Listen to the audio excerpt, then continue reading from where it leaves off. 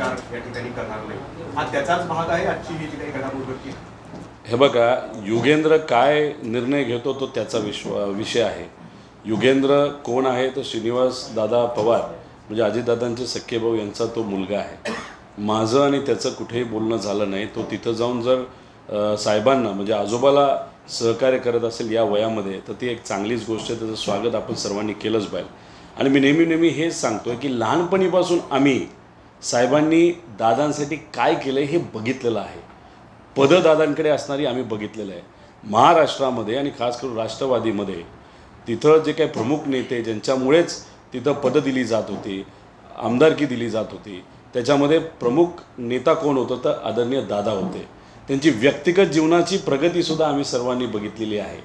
आणि अशा परिस्थितीमध्ये आम्हाला कुठेही 1% वाटत नाही त्यांच्यावर अन्याय झाला आहे.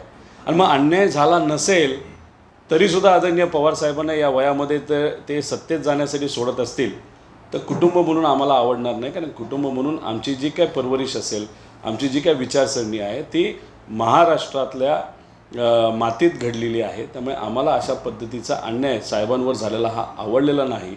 त्यामुळे अजितदादा जेव्हा म्हणतात माझ्याबरोबर माझंच कुटुंब म्हणजे त्यांचंच व्यक्तिगत कुटुंब राहिले असं आपल्याला कुठंतरी बोलावं लागेल.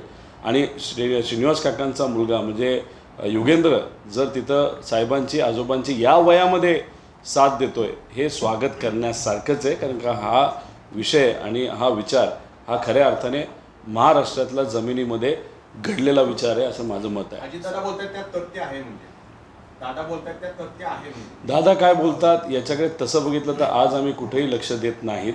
कारण का दादा जिथं कुठं बोलतात ते एक स्वतःच्या बाजूली तरी बोलत असतात, नाहीतर मलिदा गँगच्या बाजूली बोलत असतात, नाहीतर सत्तेच्या बाजूली बोलत असतात.